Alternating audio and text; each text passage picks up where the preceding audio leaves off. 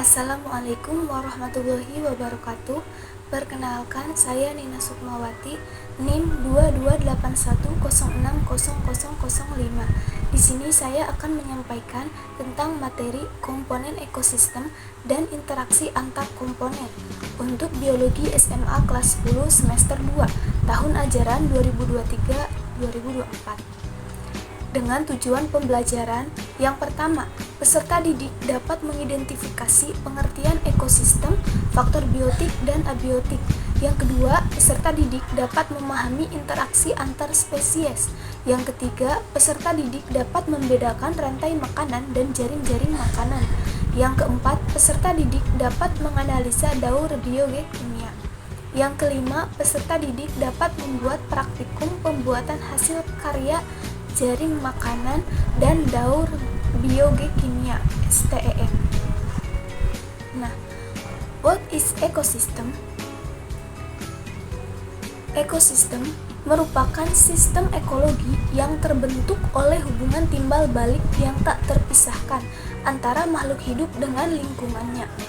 Ekosistem dipandang sebagai suatu tatanan kesatuan yang secara utuh dan menyeluruh antara segenap unsur lingkungan hidup dan saling mempengaruhi. Contoh ekosistem yang ada di darat ini ada dalam gambar, yaitu gurun, padang rumput, taiga, hutan hujan tropis, hutan gugur, dan tundra. Selanjutnya, komponen ekosistem.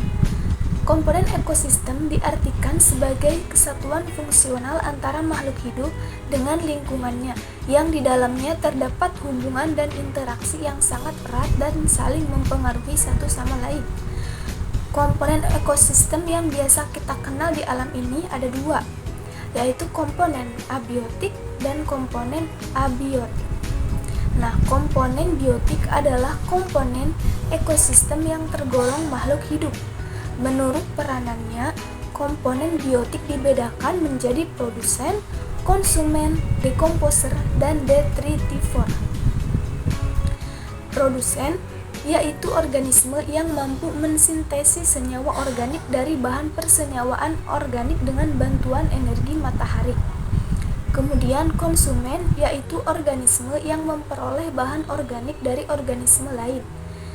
Dekomposer yaitu organisme yang mampu merombak sisa produk organisme atau organisme yang telah mati menjadi senyawa anorganik. Dan yang terakhir ada detrivor, yaitu organisme yang memakan serpihan organik dari suatu organisme. Kemudian ada juga berdasarkan cara memperoleh makanannya, komponen biotik dibagi menjadi dua. Ada komponen autotrof dan komponen heterotrof. Komponen autotrof yaitu organisme yang mampu menyediakan atau mensintesis makanan sendiri. Contohnya seperti tumbuhan hijau. Kemudian komponen heterotrof itu merupakan organisme yang memanfaatkan senyawa organik dari makhluk hidup lain. Contohnya berbagai jenis hewan. Untuk komponen abiotik yaitu komponen materi yang tergolong makhluk tak hidup. Contohnya itu ada cahaya matahari, tanah, air, kelembaban, dan iklim. Untuk lebih jelasnya dapat kita pahami dengan gambar di samping. Selanjutnya ada interaksi antar organisme. Jenis interaksi ini merupakan interaksi antar individu organisme, karena semua makhluk hidup selalu berhubungan dengan makhluk hidup lain yang sejenis atau berbeda sekalipun, baik dalam satu populasi ataupun individu-individu dari populasi lain. Yang pertama itu ada netral, hubungan tidak saling mengganggu antar organisme dalam habitat yang sama. Ini bersifat tidak menguntungkan dan tidak merugikan di kedua belah pihak. Contohnya antara hewan capung dan sapi. Kemudian ada predasi, yaitu hubungan antara mangsa dan pemangsa. Hubungan ini sangat erat sebab tanpa mangsa predator tidak dapat hidup.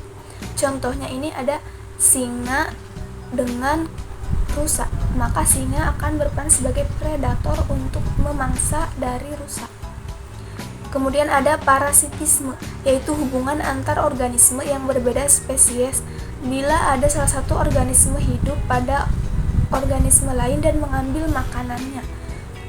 Nah, ini tuh bisa merugikan inangnya. Contoh Plasmodium dengan manusia. Kemudian ada hubungan komensalisme, yaitu hubungan antara dua organisme yang berbeda dalam bentuk kehidupan yang sama untuk berbagi sumber makanan, yang bersifat satu spesies diuntungkan dan spesies lain tidak dirugikan. Contohnya ini antara ikan hiu dengan ikan remora yang mengambil makanan di bawah badan dari ikan hiu. Kemudian ada mutualisme, yaitu hubungan antara dua organisme yang berbeda spesies dan saling menguntungkan di antara kedua pihak. Contohnya bakteri Rhizobium yang hidup di bintil akar kacang-kacangan, bunga, dan lebah. Kemudian ada interaksi antara populasi yang satu dengan populasi yang lain. Dapat terjadi secara langsung ataupun tidak langsung. Contohnya, jamur Penicillium sp dapat menghasilkan antibiotik untuk menghambat pertumbuhan bakteri tertentu. Dan yang ketiga ada interaksi komunitas dalam suatu ekosistem, yaitu kumpulan populasi yang berbeda spesies di suatu daerah yang sama dan saling berinteraksi. Contohnya seperti komunitas sawah dan juga sungai. Materi selanjutnya, rantai makanan. Nah, rantai makanan ini yaitu peristiwa makan dan dimakan antara sesama makhluk hidup dengan urutan-urutan tertentu. Dalam suatu rantai makanan terdapat makhluk hidup yang mempunyai peran sebagai produsen, konsumen, dan sebagai dekomposer atau pengurai.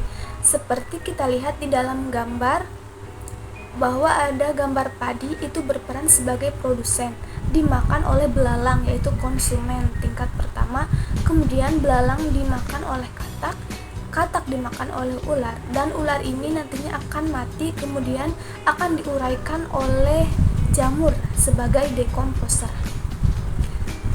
Kemudian jaring-jaring makanan, yaitu hubungan yang kompleks dari rantai-rantai makanan dalam sebuah komunitas ekologis. Jaring-jaring makanan lebih kompleks karena menyangkut seluruhan rantai makanan.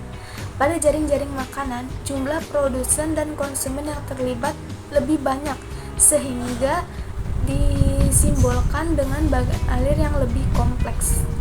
Di jaring-jaring makanan juga memungkinkan terjadinya persaingan antara makhluk hidup di dalam rantai makanan sendiri. Daur biogekimia, yaitu daur air penting sekali untuk kebutuhan bagi makhluk hidup. Dengan proses utamanya yang mendorong siklus air adalah evaporasi air oleh energi surya, kemudian kondensasi uap air menjadi awan dan hujan. Transpirasi oleh tumbuhan darat juga menggerakkan cukup banyak air ke atmosfer, yang aliran permukaan dan air tanah dapat mengembalikan air sehingga menuntaskan siklus air. Untuk lebih memahami peristiwa dari daur air ini, kita jelaskan bahwa peristiwa yang terjadi seperti dalam gambar, yaitu air laut akan mengalami evaporasi atau penguapan dengan cahaya matahari menuju ke awan. Kemudian terjadi kondensasi atau pengembunan. Selanjutnya, partikel dari awan-awan ini akan bertabrakan dan air jatuh dari langit ini sebagai presipitasi. Nantinya sebagian besar air akan jatuh ke permukaan dan kembali ke laut dan kita kenal sebagai hujan. Mungkin cukup sekian penyampaian dari saya. Kurang lebihnya mohon maaf. Wabillahi taufik wal hidayah. Wassalamualaikum warahmatullahi wabarakatuh.